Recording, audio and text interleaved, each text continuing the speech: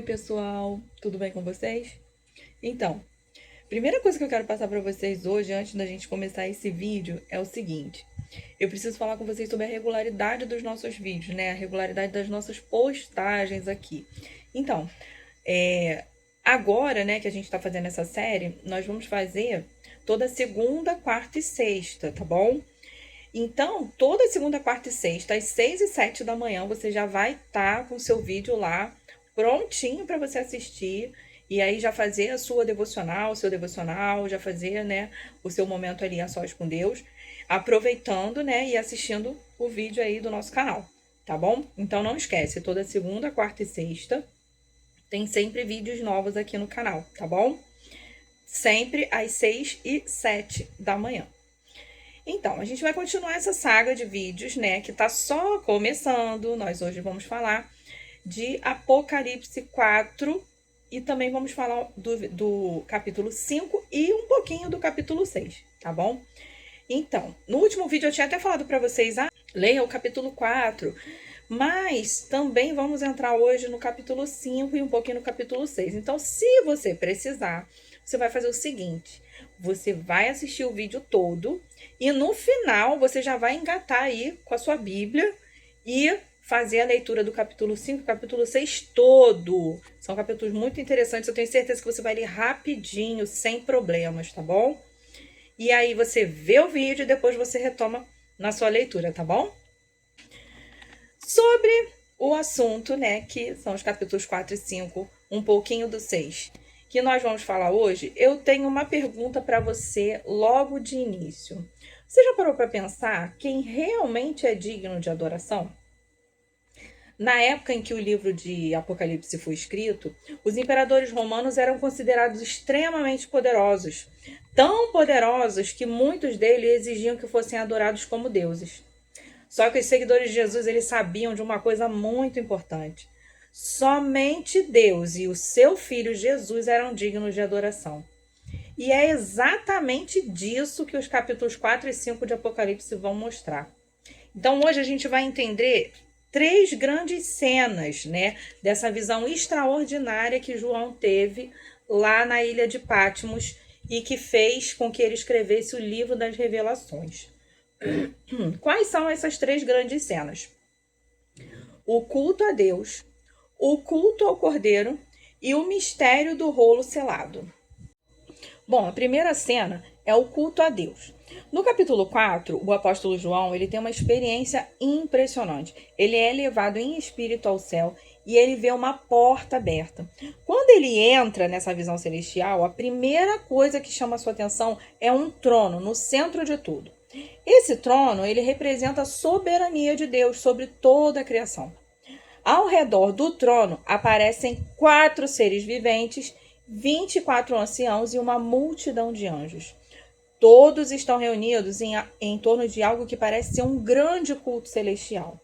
Mas qual seria o motivo dessa adoração?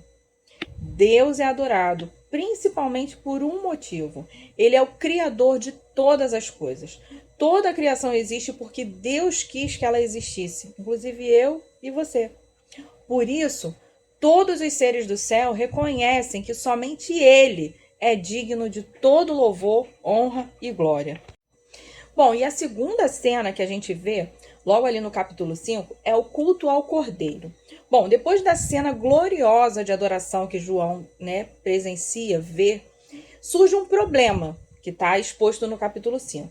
João vê um rolo selado com 7 selos, mas ninguém no céu ou na terra é digno de abri-lo. Isso faz João começar a chorar. Mas então alguém lhe diz: não chore. O leão da tribo de Judá venceu e pode abrir o livro. João espera ver um leão poderoso, mas quando ele olha, ele vê um cordeiro. Esse cordeiro representa Jesus Cristo. Não é um cordeiro qualquer, mas um cordeiro que parecia ter sido morto. Essa imagem, ela aponta diretamente para o sacrifício de Jesus na cruz. Bom, o livro de Apocalipse, né, o Cordeiro, ele simboliza que o Messias venceu. Não pela força militar como os judeus acreditavam, mas pelo sacrifício e pela redenção. É a ideia do cordeiro sacrificial que já aparecia lá no Antigo Testamento. Nós vimos aí algumas vezes, em algumas passagens, quando nós estávamos estudando o livro de Levítico. Por exemplo, no livro de Isaías, no capítulo 53, onde o servo de Deus é descrito como um cordeiro levado ao matadouro, é onde a gente consegue ver uma associação, né, de um profeta dizendo que Jesus seria o cordeiro. As profecias, elas apontavam para a missão de Jesus. E o que o cordeiro faz no Apocalipse? O livro mostra que o cordeiro tem autoridade absoluta. O cordeiro, ele morreu e ressuscitou. Ele é adorado no céu.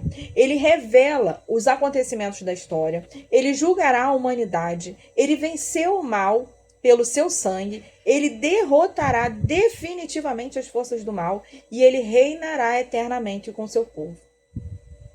Além disso, o Apocalipse, ele diz que o Cordeiro comprou para Deus pessoas de todas as nações, formando um reino de sacerdotes. Ou seja, o plano de Deus, ele envolve toda a humanidade.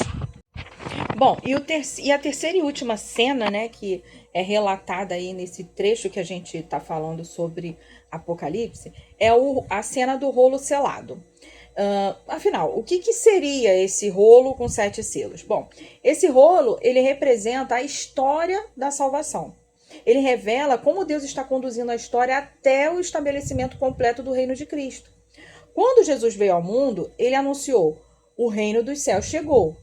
Mas esse reino ainda não foi plenamente consumado. Ele começou com a primeira vinda de Cristo e será completado na sua segunda vinda.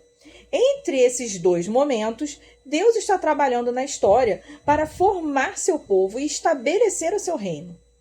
Cada selo que o Cordeiro abre revela uma parte desse processo.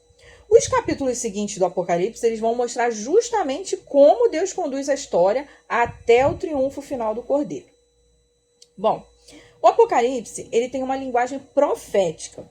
É importante entender que o Apocalipse, ele usa uma linguagem simbólica e profética. Os profetas do Antigo Testamento, muitas vezes, dramatizavam as suas mensagens para transmitir a verdade de forma mais impactante. Por exemplo, Jeremias comprou um campo como sinal de esperança. Isaías realizou atos simbólicos para anunciar julgamento. Ezequiel fez encenações proféticas para comunicar a mensagem de Deus.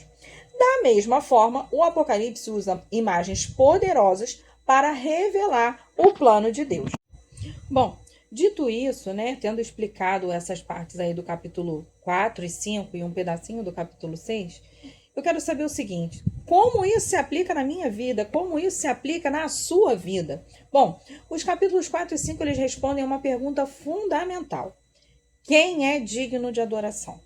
A gente falou ali atrás, né, quando a gente falou do culto a Deus, né, que naquela época o Império Romano, eles eram, né, eles se diziam merecedores de toda a adoração, eles queriam a adoração. Só que a visão do céu, ela deixa claro que somente Deus e o Cordeiro, no caso Jesus Cristo, são dignos de toda a honra e glória. No céu existe um grande culto acontecendo continuamente. Anjos e redimidos adoram a Deus juntos.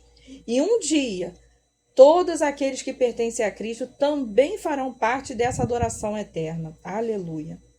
Bom, se o céu é um grande lugar de adoração, então cada culto que participamos aqui na terra é uma preparação para a eternidade. O povo de Deus é um povo que adora. Como diz a Bíblia, né? Deus habita no meio dos louvores. Por isso, cada momento de adoração já é um grande ensaio para o grande e eterno culto que vai haver diante do trono de Deus. E você não pode ficar fora desse culto. Para isso, é necessário que haja arrependimento, busca por santidade. Para isso, é necessário que você busque ao Senhor, para que Jesus Cristo seja o seu único Senhor, o seu único Salvador. E para que um dia você possa fazer parte desse grande culto que já está acontecendo lá no céu, que só está esperando a noiva chegar. Esse é o Apocalipse, não aquele de dar medo. É aquele que traz esperança de um dia estarmos todos juntos adorando ao Senhor. Fica com Deus, espero que você tenha gostado. Não deixe de dar o seu like, não deixe de se inscrever no canal, ativa o sininho, porque aí vai ser mais fácil de você saber quando tem vídeo novo no canal. E você também vai me ajudar aí no engajamento, para o YouTube entender que esse vídeo é relevante, tá certo? Faz esse favor para mim e na próxima vez a gente vai estar falando sobre o pedacinho que faltou aí de Apocalipse 6, 7 e 8. Provavelmente a gente vai avançar mais, hein, gente? Então, corre, pega a sua Bíblia, você tem alguns dias para ler aí, tá bom? Fica com Deus.